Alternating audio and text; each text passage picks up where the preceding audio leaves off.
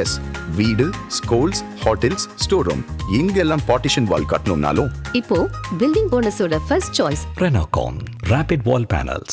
நண்பர்களே அனைவருக்கும் வணக்கம்.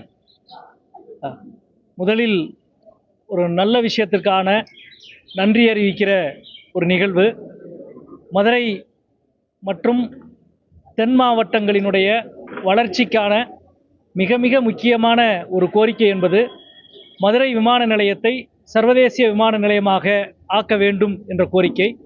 இந்த கோரிக்கைக்காக மதுரையினுடைய நாடாளுமன்ற உறுப்பினர் என்ற முறையில் கடந்த 7 ஆண்டுகளாக நாடாளுமன்றத்தில் தொடர்ந்து கேள்வி எழுப்பி தலையிட்டு விவாதத்தில் பங்கெடுத்து அமைச்சரை நேரிலே சந்தித்து இடைவிடாது வலியுறுத்தி வந்தோம். கடைசியாக கடந்த ஜனவரி மாதம் கூட விதி எண் 377 கீழ் அதிகாரப்பூர்வமாக மதுரை விமான நிலையத்தை சர்வதேச விமான நிலையமாக்க வேண்டும். ஆசியான் ஒப்பந்தத்தில் இந்தியாவிற்கிற 18 நகரங்களிலோடு சேர்த்து மதுரையையும் இணைக்க வேண்டும் என்ற கோரிக்கையை ஜனவரி மாதம் கூட வலியுறுத்தினோம். எங்களது ஒரு தொடர் போராட்டம், பல கட்ட போராட்டம். ஒரு கட்டத்தில் கடந்த முறை நாடாளுமன்றத்தில் ஒன்றிய அரசினுடைய விமான போக்குவரத்து துறை அமைச்சராக இருந்த ஜோதிராஜ் சிந்தியா அவர்களுக்கும் எங்களுக்கும் பொதுவெளியில் எக்ஸ் தளத்தில் மிகப்பெரிய ஒரு கருத்து முரண்பாடு என்பது நிகழ்ந்தது. நீங்கள் எல்லாம் பார்த்திருப்பீர்கள். ஏனென்றால் உங்களுக்கு தெரியும், தமிழ்நாட்டில் ஏற்கனவே 3 விமான நிலையம் சர்வதேச விமான நிலையமாக இருக்கிறது. இப்பொழுது 4வது ஒன்றாக நீங்கள் கேட்கிறீர்கள். இது என்ன நியாயம் என்று கேட்டார். நாங்கள் தமிழ்நாடு ஒன்றிய அரசுக்கு கொடுக்கிற வரிப்பணத்தை மேற்கோள் காட்டி 11 மாநிலங்கள் செலுத்துகிற வரிப்பணமும் தமிழ்நாடு என்ற ஒரு மாநிலம் கொடுக்கிற வரிப்பணத்துக்கு இணை கிடையாது. அப்படி இருக்கும் பொழுது 4 அல்ல 14 கேட்பதற்கு எங்களுக்கு உரிமையும் தகுதியும் இருக்கிறது என்று குறிப்பிட்டோம். அது மட்டுமல்ல, இந்தியாவிலே இருக்கிற 21 சர்வதேச விமான நிலையங்களில் 11 சர்வதேச விமான நிலையங்களில் பயணிக்கிற சர்வதேசிய பயணிகளின் எண்ணிக்கையை விட மதுரை விமான நிலையத்திலிருந்து பயணிக்கிற சர்வதேசிய பயணிகளினுடைய எண்ணிக்கை அதிகம் என்று குறிப்பிட்டோம். உங்களுக்கு தெரியும், 2019ஆம் ஆண்டு மதுரை நாடாளுமன்ற உறுப்பினராக நான் தேர்வு செய்யப்பட்ட பிறகு நாடாளுமன்றத்தில் முதலில் தமிழ் மொழியினுடைய அங்கீகாரத்திற்காக முதலில் பேசினேன். எனது 2வது உரை மதுரை விமான நிலையத்தை சர்வதேச விமான நிலையமாக ஆக்க வேண்டும் என்ற கோரிக்கை. அந்த கோரிக்கையில் பிரதமர் அவர்கள் அவையிலே இருந்த பொழுது அவரை குறிப்பிட்டு கேட்டேன், உங்களுடைய தொகுதியான வாரணாசி தொகுதியில் வாரணாசி சர்வதேச விமான நிலையம் இருக்கிறது. வாரணாசி சர்வதேச விமான நிலையத்தில் பயணித்த பயணிகளின் எண்ணிக்கையை விட மதுரை விமான நிலையத்திலிருந்து பயணித்த பயணிகளின் எண்ணிக்கை அதிகம். வாரணாசி விமான நிலையம் சர்வதேச விமான நிலையமாக இருக்கிறது. மதுரை விமான நிலையத்தை ஏன் சர்வதேச விமான நிலையமாக அங்கீகரிக்க மறுக்கிறீர்கள்? பாகுபாட்டுக்கு ஒரு அளவில்லையா என்று கேள்வி எழுப்பினோம். 7 ஆண்டுகளுக்கு பிறகு 2 தினங்களுக்கு முன்பு கூடிய ஒன்றிய அரசினுடைய அமைச்சரவை மதுரை விமான நிலையத்தை சர்வதேச விமான நிலையமாக அங்கீகரித்திருக்கிறது. மதுரை மக்களின், தென் தமிழ்நாட்டு மக்களின் இடைவிடாத இந்த கோரிக்கைக்கு செவிசாய்த்தமைக்கு முதலிலே என்னுடைய நன்றியை தெரிவித்துக் கொள்கிறேன். இந்த கோரிக்கைக்காக தொடர்ந்து பல ஆண்டுகள் குரல் கொடுத்த மக்கள் பிரதிநிதிகள், எம்பிக்கள், எம்எல்ஏக்கள், அமைச்சர்கள், பொது அமைப்புகள், தொழில் வர்த்தக சபை உள்ளிட்ட மதுரையினுடைய அனைத்து பொது அமைப்புகள், தென் மாவட்டத்தின் அமைப்புகள், அனைவருக்கும் ஊடக நண்பர்கள் அனைவருக்கும் இந்த நேரத்தில் எனது நன்றி அறிதலை முதலிலே தெரிவித்துக் கொள்கின்றேன். அதாவது மெட்ரோ ரயில் திட்டத்தை பொறுத்தவரை ஏற்கனவே நாங்கள் கேள்வி எழுப்பியிருந்தோம். பட்ஜெட்டிலும் கேள்வி எழுப்பியிருந்தோம். விதி எண் 377 கீழ் இந்த பட்ஜெட் கூட்டத்தொடரிலே கேள்வி எழுப்பிய பொழுது வழக்கமான ஒரு பதிலை அவர்கள் சொல்லியிருக்கிறார்கள். 20 லட்சம் மக்கள் தொகைக்கு மேலே இருக்கிற நகரங்களுக்குத்தான் நாங்கள் மெட்ரோ திட்டத்தை கொடுக்க முடியும் என்ற விதியை சொல்லியிருக்கிறார்கள்.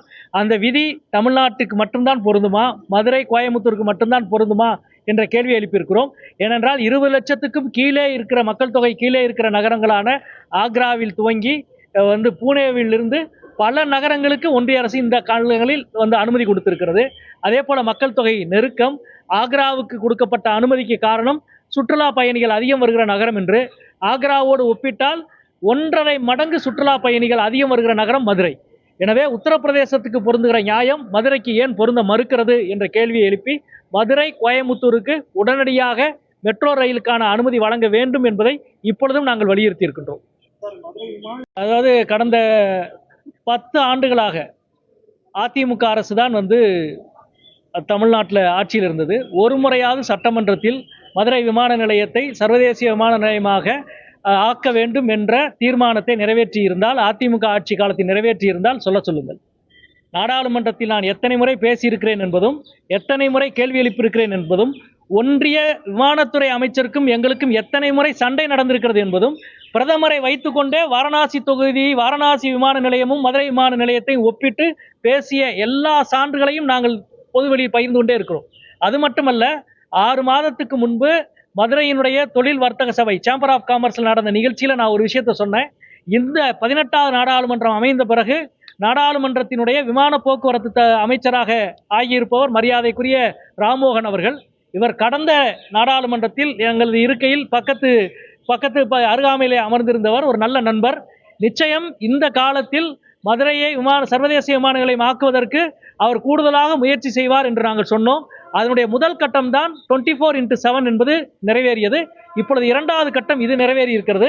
இதற்கு முதல் காரணம் இந்த 7 ஆண்டுகள் விடாது குரல் கொடுத்த நானும், விருதுநகர் நாடாளுமன்ற உறுப்பினர் மரியாதைக்குரிய மாணிக்கம் தாகூர் அவர்களும், அதே போல கடந்த 5 மாதத்துக்கு முன்பு அமைச்சர் அவர்களை நேரிலே சந்தித்து தென் மாவட்ட எம்பிக்கள் எல்லாம், மரியாதைக்குரிய கார்த்திக் சிதம்பரம் அவர்கள், மரியாதைக்குரிய நவாஸ்கனி அவர்கள், மரியாதைக்குரிய தங்கத்தமிழ்ச்செல்வன் அவர்கள், மரியாதைக்குரிய சச்சிதானந்தம் அவர்கள், இதே போல தென் மாவட்டத்து எம்பிக்கள் எல்லோரும் சேர்ந்து விமான போக்குவரத்து துறை அமைச்சரிடம் ஏறக்குறைய 1 மணி நேரம் வாதிட்டோம்.